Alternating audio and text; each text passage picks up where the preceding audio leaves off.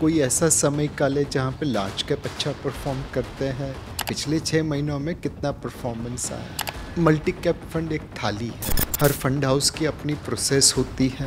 थाली देंगे तो दाल रोटी चावल सब्जी रहेगी।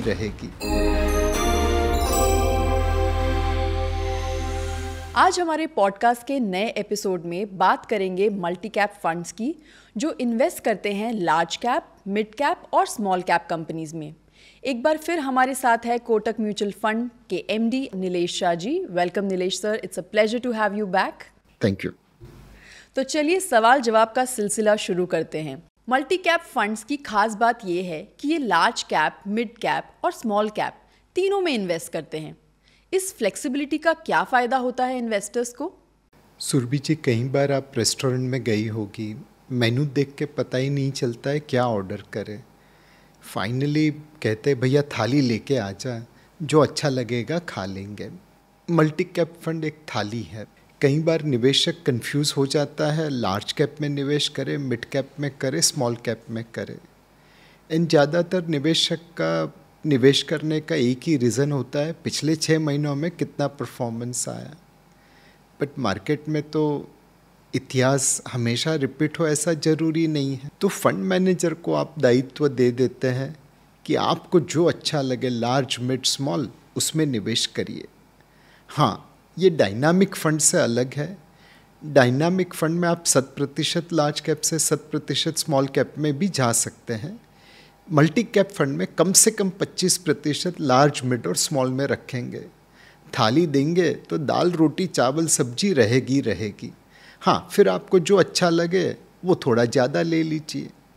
That is very simplified for us sir, thank you. और डाइवर्सिफिकेशन तो हर इन्वेस्टर के लिए ज़रूरी है। मल्टी कैप फंड्स किस तरह से लार्ज कैप की स्टेबिलिटी और मिड स्मॉल कैप की ग्रोथ को बैलेंस करते हैं? हमेशा हमने देखा है कि कोई ऐसा समय काल है जहाँ पे लार्ज कैप अच्छा परफॉर्म करते हैं, फिर कहीं पे स्मॉल कैप अच्छा परफॉर्म करते हैं। फंड मैनेजर वैल्यूएशन के अनुसार लार्ज कैप से स्मॉल या मिड कैप में एंड स्मॉल और मिड कैप से लार्ज कैप की तरफ जाते हैं।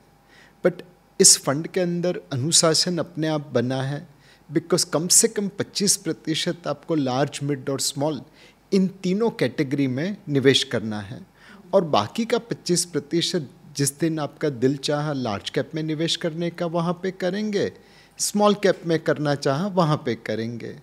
तो कुल मिला के एक ये संतुलित पोर्टफोलियो बन जाता है निवेशक के लिए, और लार्ज मिड और स्मॉल तीनों का एक्सपोजर, तीनों का अनुभव उन्हें मिलता है। That is very interesting take sir. और आज के मार्केट कंडीशन में मल्टी कैप फंड्स का क्या रोल देखते हैं आप, और ये फंड्स चेंजिंग इकोनॉमिक सिनेरियोज के साथ कैसे एडजस्ट होते हैं? अगर बैट्समैन हमेशा फ्रंट फुट पे खेलेगा तो कई बार वो न अच्छे रन बना पाएगा या विकेट दे देगा, और हमेशा बैक फुट पे खेलेगा तो बॉलर उसका भी फ़ायदा उठा लेगा। आपको बॉल के अनुसार फ्रंट फुट या बैक फुट करना है। हाफ वॉली है तो फ्रंट फुट पे खेलिए, कहीं बहुत तेज़ गेंद है तो शायद बैक फुट पे खेलिए। फंड मैनेजर मल्टी कैप में यही करता है, जब लार्ज कैप अच्छा लेगा लार्ज कैप ले लेगा, जब स्मॉल कैप अच्छा लगा स्मॉल कैप ले लेगा।